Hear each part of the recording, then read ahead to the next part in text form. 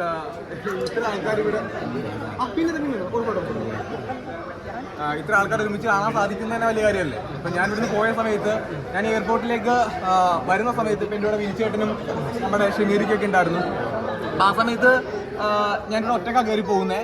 അപ്പോൾ ഞാനിവിടെ തിരിച്ചു വരുമ്പോഴത്തേക്കും ലൈഫിൽ ആദ്യമായിട്ടാണ് ഇത്ര ആൾക്കാർ എനിക്ക് വേണ്ടി വെയിറ്റ് ചെയ്യുന്നതും അല്ലെങ്കിൽ എൻ്റെ അടുത്ത് ചോദ്യങ്ങളൊക്കെ ചോദിക്കുന്നത്. അപ്പോൾ ഒരുപാട് ഹാപ്പിയാണ്. കാരണം ഞാനൊരു സീറോയിൽ നിന്നും സ്റ്റാർട്ട് ചെയ്ത ആളാണ്. അതായത് ഒന്നുമില്ലായ്മയിൽ നിന്നും സ്റ്റാർട്ട് ചെയ്തു. ബിഗ് ബോസിലേക്ക് എത്തിയ സമയത്ത് ഞാൻ ലാലേട്ടൻ എപ്പിസോഡിൽ പറഞ്ഞിട്ടുണ്ട്, 19 പേരിൽ, ആ ഹൗസിലുണ്ടായിരുന്ന 19 പേരിൽ ഏറ്റവും കുറവ് ആൾക്കാർക്ക് അറിയാവുന്ന, അല്ലെങ്കിൽ എല്ലാവർക്കും അങ്ങനെ അറിയില്ല. എൻ്റെ വീഡിയോസ് പ്രഡിക്ഷൻസിലൊക്കെ ആൾക്കാരെന്നെ കണ്ടിട്ട് എൻ്റെ കുറച്ച് വീഡിയോസ് നോക്കിയതല്ലാണ്ട് ആർക്കും തന്നെ എന്നെ അറിയില്ല. അപ്പോൾ അതിൽ നിന്ന് ഞാനിവിടേക്ക് ഒരു 90 മിനിറ്റ് കഴിയുമ്പോഴത്തേക്കും എനിക്ക് ഈ രീതിയിലേക്ക് ഇവിടെ എത്താൻ സാധിക്കും എന്ന് പറയുമ്പോൾ അതെൻ്റെ വലിയൊരു വിജയമായിട്ടാണ് ഞാൻ കണക്കാക്കുന്നത്. പിന്നെ എനിക്ക് ഒരു പ്രോബ്ലം ഉണ്ടായി. ഞാൻ തിരിച്ചവിടെ കയറുന്ന സമയത്തിലും ഞാൻ ഭയങ്കര ഹാപ്പിയാണ്. കാരണം ആക്ച്വലി അതൊരു 49 ദിവസമാണ് എൻ്റെ ഹീലിംഗ് ടൈം പറഞ്ഞിരുന്നത്. 49 ദിവസം കഴിഞ്ഞാൽ മാത്രമേ എനിക്ക് ഹൗസിലേക്ക് ആക്ച്വലി എൻ്റർ ചെയ്യാൻ പറ്റുള്ളായിരുന്നു. പിന്നെ എൻ്റെ നിർബന്ധമായിരുന്നു എനിക്ക് കയറണം എന്നുള്ളത്. ഞാൻ അവിടെ ഒരുപാട് തവണ അങ്ങോട്ട് റിക്വസ്റ്റ് ചെയ്തു, എനിക്ക് കയറണം എന്നുള്ളത്. എന്നെ ഒരുപാട് നന്നായിട്ട് തന്നെ അവർ ടേക്ക് കെയർ ചെയ്തു. ഐ മീൻ ഏഷ്യാനെറ്റ് ആയിക്കോട്ടെ, എൻ്റെ മോഷൻ ആയിക്കോട്ടെ, അവർ ഏറ്റവും ബെസ്റ്റായിട്ടാണ് എന്നെ ട്രീറ്റ് ചെയ്തത്. ഹോസ്പിറ്റലായിക്കോട്ടെ, ആഫ്റ്റർ എൻ്റെ ഓപ്പറേഷൻ കഴിഞ്ഞിട്ടുള്ള എൻ്റെ ഓരോ ദിവസങ്ങളും അവർ അത്രയും ബെസ്റ്റായിട്ടാണ് എന്നെ അവിടെ നോക്കിയത്. അതിനുശേഷം രണ്ടാമത്തെ മൂന്നാമത്തെ വീക്കിൽ എനിക്ക് വിഷു എപ്പിസോഡിൽ കയറണമെന്നുണ്ടായിരുന്നു. ഞാൻ വിഷു എപ്പിസോഡിൽ കയറണമെന്ന് ഞാൻ പറയുന്ന സമയത്തും എൻ്റെ അടുത്ത് അവർ പറഞ്ഞു, സിജോ ഇപ്പോൾ ഫിസിക്കലി ഇപ്പോൾ ഓക്കെ അല്ല, ടെസ്റ്റ് എടുക്കണം. അങ്ങനെ എന്നെ ഡോക്ടറിൻ്റെ അടുത്ത് എല്ലാ വീക്കും കൊണ്ടുപോകും, ചെക്കപ്പ് നടത്തും. അങ്ങനെ ഞാൻ ഫിസിക്കലി ഓക്കെ ആയി. വായിലെൻ്റെ 4 സ്ക്രൂവും 12 ബാൻഡേജൊക്കെ ഉണ്ടായിരുന്നു. അപ്പോൾ അത് അഴിച്ചതിന് ശേഷമാണ് ഞാൻ കയറുന്നത്. അപ്പോൾ അവരെ അത്രയും മനോഹരമായിട്ടാണ് എന്നെ നോക്കിയത്. അപ്പോൾ എന്നെ സംബന്ധിച്ചുള്ള എൻ്റെ ഈ യാത്രയിൽ ഞാൻ ഒരുപാട് ഹാപ്പിയാണ്. കാരണം ആ ഒരു രണ്ടാമത് റീ എൻട്രി എന്ന് പറയുന്നത് തന്നെ എനിക്ക് വിദൂരമായിരുന്നു ഒരുപാട്. പിന്നെ ഞാൻ അവിടെ അത്രയും ദിവസം ഞാൻ ചെന്നൈയിൽ തന്നെ അവിടെ നിൽക്കുക എന്ന് പറയുമ്പോഴത്തേക്ക് ഓരോ ദിവസം തള്ളി നീക്കുക എന്ന് പറയുന്നത് എന്നെ സംബന്ധിച്ച് ഒരുപാട് പ്രയാസകരമായിട്ടുള്ള കാര്യമായിരുന്നു. ഹോസ്പിറ്റലിൽ ഉണ്ടായിരുന്ന ഒരാഴ്ച അതും എനിക്ക് ഭീകരമായിട്ടുള്ള എക്സ്പീരിയൻസ് ആയിരുന്നു. കാരണം ഹോസ്പിറ്റലിൽ അവിടെ TV ഇല്ല, പത്രമില്ല, അങ്ങനെ ഒന്നും ഒരു കോണ്ടാക്റ്റും ഇല്ല. അങ്ങനെ നിൽക്കുക എന്ന് പറയുന്നത് വളരെ പ്രയാസകരമായിട്ടുള്ള കാര്യമാണ്. അപ്പോൾ അതിൽ നിന്നൊക്കെ മാറി ഒരു 25 ദിവസത്തോളം ഞാൻ അവിടെ ഇങ്ങനെ ഒരു അണ്ടറിൽ താമസിച്ചിട്ട് തിരിച്ച് വരിക എന്ന് പറയുമ്പോൾ തന്നെ ഞാൻ ഭയങ്കര ഹാപ്പി ആയിരുന്നു.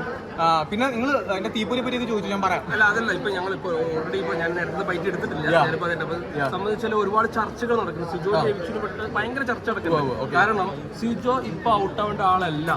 സിജോ ഫൈനൽ 5 വരേണ്ട ആളാണ്. കപ്പടിക്കാൻ പോലും ചാൻസ് ഉള്ള ആളാണെന്ന് പുറത്തുള്ള വിഷയമാണ്. ഇപ്പൊ ഈ എവിക്ഷൻ അൺഫെയർ ആയിട്ട് സിജോക്ക് തോന്നുന്നുണ്ടോ? അല്ല, അൺഫെയർ എന്നല്ല.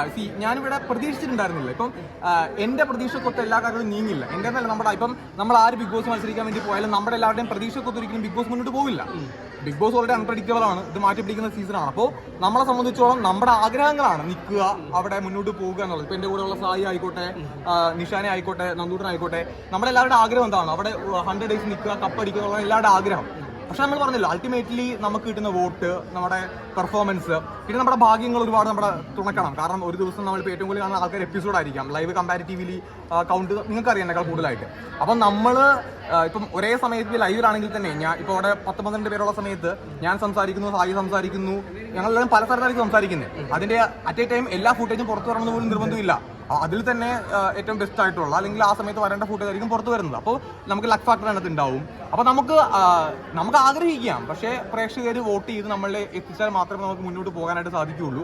അപ്പോൾ ആ രീതിയിൽ എൻ്റെ ആഗ്രഹമായിരുന്നു എനിക്ക് ഫൈനൽ 5ലേക്ക് എത്തണം, കപ്പ് ഉയർത്തണം. പ്രത്യേകിച്ച് രണ്ടാമത് ഞാൻ വന്ന സമയത്ത് ലാലേട്ടൻ പറഞ്ഞിട്ടുണ്ട് 58 സീസൺ ഇന്ത്യയിൽ വന്നിട്ടുണ്ട്. അതിൽ ആദ്യമായിട്ടാണ് അവൾ ഓപ്പറേഷൻ ചെയ്ത് പുറത്ത് പോയി തിരിച്ചു വരുന്നത്. അപ്പോൾ എൻ്റെ മനസ്സിൽ അങ്ങനെ ആഗ്രഹം ഉണ്ടാവും, തീർച്ചയായിട്ടും ഒരു കപ്പടിക്കണം എന്നുള്ളത്. അതിൻ്റെ ആഗ്രഹമായിരുന്നു. പക്ഷേ ആഗ്രഹം കംപ്ലീറ്റ് ആയില്ല എന്ന് വിചാരിച്ചിട്ട് എനിക്ക് ദുഃഖിച്ചിരിക്കാനോ അല്ലെങ്കിൽ കംപ്ലീറ്റ് ആയില്ല എന്ന് വിചാരിച്ചിട്ട് പറഞ്ഞാൽ വോട്ടിംഗ് അടിസ്ഥാനത്തിലാണെങ്കിലും സിജോയ്ക്ക് ഭയങ്കര ഫാൻ പവർ ഉള്ളതാണ്. പുറത്ത് സിജോ ഒരുപാട് അതിനകത്തുള്ള അൺഒഫീഷ്യൽ ആയിട്ടുള്ള വോട്ടിംഗ് ലിസ്റ്റിലൊക്കെ 4ാമത് വന്ന് സിജോ എങ്ങനെ ഔട്ടായി, അതാണ് ആൾക്കാർക്ക് അറിയേണ്ടത്. അല്ല, അങ്ങനെയല്ല. അതിപ്പോ 4ാമത് എന്നുള്ളത് നമുക്ക് അൺഒഫീഷ്യൽ അല്ലേ? ഒഫീഷ്യൽ അല്ലല്ലോ. അപ്പൊ നമുക്ക് ചിലപ്പോ ഒഫീഷ്യലി ചിലപ്പോ 6ാമതോ 7ാമതോ ആയിരിക്കാം. അല്ലാണ്ട് ഇപ്പൊ എനിക്കെന്ത് പറയാൻ പറ്റും?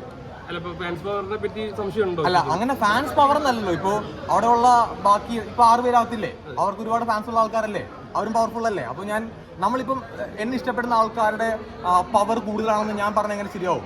അങ്ങനെയല്ല. നമുക്ക് എല്ലാവരും അവിടെ ഗെയിം കളിക്കുന്ന ആൾക്കാരല്ലേ, എല്ലാവരും പവർഫുൾ ആയിട്ടുള്ള ആൾക്കാരല്ലേ.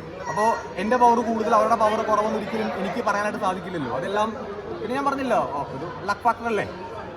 ഞാൻ പറഞ്ഞ അവസാനത്തിലാണെങ്കിലും സിജോയും ശ്രീതും കൂടി ഒരുമിച്ചാണ് അതെ അപ്പോഴും ആൾക്കാർ അപ്പൊ നമുക്ക് പറയാൻ പറ്റില്ല. ശ്രീധുവിന് മറ്റേ തമിഴ്നാട്ടിലൊക്കെ ഒരുപാട് ഫാൻസ് ഉള്ള ഒരാളാണ് ശ്രീധു. അപ്പം അങ്ങനെയൊക്കെ സംഭവിക്കാം. നമുക്കൊരിക്കലും പറയാൻ പറ്റില്ലല്ലോ എവിടുന്നാണ് ആൾക്കാർ ഇഷ്ടപ്പെടുന്നത്, നമുക്കൊരിക്കലും പറയാൻ പറ്റില്ല. ഇപ്പം ഞാൻ വരുമ്പോഴത്തേക്കും എന്നെ ഇഷ്ടപ്പെടുന്ന ഇത്ര ആൾക്കാർ, അവരിഷ്ടപ്പെടുന്ന നമുക്കത് പറയാൻ പറ്റാത്തതുകൊണ്ടാണ് ഇന്ന ആൾക്കാർ എന്നുള്ളത്. അപ്പൊ ഞാനിപ്പോ പറയണേ, ഇപ്പം നമ്മള് ഒരുപാട് ആൾക്കാർ പുറത്ത് ചർച്ച നടക്കുന്നത് ഒരു ജാസ്മിന് ഫേവറേറ്റ് ആയിട്ടുള്ള ഷോ ആണ് എന്ന് ഒരുപാട് നടക്കുന്നുണ്ട്. അങ്ങനെ ഞാൻ കേട്ടില്ല. അല്ല, അങ്ങനെയൊന്നും ഒരാൾക്ക് ഫേവർ ചെയ്യുന്ന ഒരു സീസൺ അങ്ങനെ ഞാൻ എന്തിനാണ് നോക്കി കാണുന്നതിന്. കാരണം ഞാൻ അതിനകത്ത് മത്സരിച്ചൊരു വ്യക്തിയാണ്. അപ്പം ഒരാളെ ഫേവർ ചെയ്ത്, കാരണം ലാലേട്ടൻ തന്നെ എത്രയും വീക്കെൻഡിൽ അവരെ ചോദ്യം ചെയ്തിട്ടുണ്ട്, പറയേണ്ട കാര്യങ്ങൾ പറഞ്ഞിട്ടുണ്ട്. അപ്പം ഒരാളെ ഫേവർ ചെയ്ത് മാത്രം ഒരു ഷോ മുന്നോട്ട് പോയി കഴിഞ്ഞാൽ ചോദ്യം ചെയ്യപ്പെടില്ല പുറത്തുനിന്ന് തീർച്ചയായിട്ടും. അപ്പോൾ അകത്ത് നിൽക്കുമ്പോഴത്തേക്കും എന്നെ സംബന്ധിച്ചോളം ഞാൻ അങ്ങനെ ഒരാളെ ഫേവർ ചെയ്തതായിട്ട് പേഴ്സണലി എനിക്ക് ഫീൽ ചെയ്തിട്ടില്ല. നിങ്ങളല്ല പുറത്തുനിന്ന് കണ്ട ആൾക്കാർ, നിങ്ങളാണ് അതിനെപ്പറ്റി കൂടുതൽ പറയേണ്ട ആൾ. ഞാൻ അകത്ത് നിന്ന സമയത്ത് എനിക്ക് ഇന്നാളെ ഫേവർ ചെയ്തു അങ്ങനെ അത് കപ്പടിക്കാൻ ചാൻസ് ഇല്ല. ഏറ്റവും കൂടുതൽ വോട്ട് കിട്ടുന്നത് കപ്പടിക്കും. അത് ഞങ്ങൾക്ക് അറിയാം. അല്ല, അങ്ങനെയല്ല. ഇപ്പൊ എന്നെ സംബന്ധിച്ചോളം ഇപ്പൊ എനിക്കിപ്പോ ഒരിക്കലും ഇന്ന ആള് കപ്പടിക്കും എന്ന് എനിക്കിപ്പോൾ പറയാൻ പറ്റില്ല. കാരണം നേരത്തെ ബ്രോ ചോദിച്ച ചോദ്യം ഉണ്ടായിരുന്നു, സിജോ പുറത്ത് പോകില്ലെന്നല്ലേ വിചാരിച്ചിരുന്നത്. ഓഫ്കോഴ്സ് ഞാൻ പുറത്ത് പോകില്ലെന്നാണ് വിചാരിച്ചിരുന്നത്. അപ്പോൾ ഇപ്പം ഞാനിപ്പോൾ പറയാണ് ഇന്നാൾ കപ്പടിക്കും എന്ന് പറഞ്ഞ അർത്ഥമില്ല. കാരണം ഓൾറെഡി എൻ്റെ പ്രഡിക്ഷൻ ഒരു തവണ തെറ്റിപ്പോയ ആളാണ്. അപ്പോൾ ഞാനിപ്പോൾ വീണ്ടും ഒന്നുകൂടെ പ്രഡിക്റ്റ് ചെയ്യാനായിട്ട് ഞാൻ എന്തിനാണ് അങ്ങനെ മുതിരുന്നത്? കാരണം അത് മാത്രമല്ല, ഞാൻ 6 പേരകത്തുള്ള ഈ ലാസ്റ്റ് ടൈമിൽ ഞാൻ വന്നിട്ട് ഒരാളുടെ പേര് പറഞ്ഞു കഴിഞ്ഞാൽ അത് ഇപ്പം നേരത്തെ ബ്രോ പറഞ്ഞ പോലെ സിജോനെ ഇഷ്ടപ്പെടുന്ന കുറച്ച് ആൾക്കാർ പുറത്തുണ്ടെങ്കിൽ അതപ്പം ഒരു വലിയ വേറൊരു രീതിയിലേക്ക് നമ്മൾ ഒരു ആംഗിളിലേക്ക് മാത്രം ചുരുക്കുന്ന പോലെ ആയിപ്പോൾ. ഇപ്പം 6 പേർക്കും എന്തായാലും എന്നെക്കാൾ കൂടുതൽ ഇഷ്ടപ്പെടുന്ന ആൾക്കാർ പുറത്തുണ്ട്. അതുകൊണ്ടാണ് ഞാൻ പുറത്തും അവരകത്തും ഉള്ളത്. അപ്പോൾ അവരിഷ്ടപ്പെടുന്ന ആൾക്കാർ ഉറപ്പായിട്ടും വോട്ട് ചെയ്യും. പിന്നെ ഞാൻ പറഞ്ഞല്ലോ, നമ്മളിപ്പോൾ 100 ദിവസത്തെ ഗെയിം കണ്ടില്ലേ.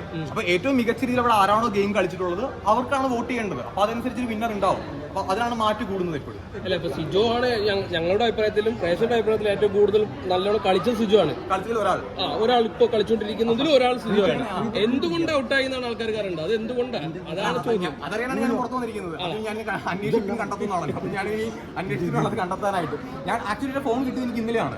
അപ്പോൾ എന്നെ സംബന്ധിച്ചിടത്തോളം ഞാൻ അന്വേഷിച്ചിട്ടല്ല അത് കണ്ടെടുത്തിട്ടുണ്ട്. എന്തുകൊണ്ട് ഞാൻ പുറത്ത് വന്നു എന്നുള്ളത് ഞാൻ ലാലേട്ടൻ്റെ എപ്പിസോഡിലും പറഞ്ഞിരുന്നു. ഞാൻ അവിടെ ചെയ്യുന്ന പ്രവൃത്തികൾ ഞാൻ ഹാപ്പി ആയിരിക്കും. ഞാൻ ചെയ്യുമ്പോൾ എനിക്കറിയില്ല എന്തൊക്കെയാണ് ആൾക്കാർ കാണുന്നത്, എന്തൊക്കെ ആൾക്കാർ കാണുന്നില്ല എന്ന് എനിക്കറിയില്ല. ഞാൻ പുറത്ത് വരുമ്പോൾ എനിക്ക് ഇനിയാണ് പരിശോധിക്കേണ്ടത്, എന്ത് കണ്ടു എന്ത് കണ്ടില്ല, എൻ്റെ ഭാഗത്ത് മിസ്റ്റേക്ക് എന്താണ്, അതെല്ലാം ഞാൻ ഇനിയാണത്. പിന്നെ ഒരു കാര്യം പറയാം, ഇപ്പം എൻ്റെ നന്ദൂട്ടൻ സായി അവർ ഞാൻ അവിടെ ഞാൻ പറഞ്ഞിട്ടുണ്ടായിരുന്നു, അതെൻ്റെ ഒരു ബ്രദറാണ്, എൻ്റെ സിസ്റ്ററാണ്. അതൊരിക്കലും ബിഗ് ബോസിൽ പോയിട്ട് ഒരു കോംബോ ഉണ്ടാക്കി വോട്ട് അങ്ങനൊന്നും അല്ല എൻ്റെ അർത്ഥം. ഞാൻ നേരത്തെ പറഞ്ഞു, ഒന്നുകൂടെ റിപ്പീറ്റ് ചെയ്യാം.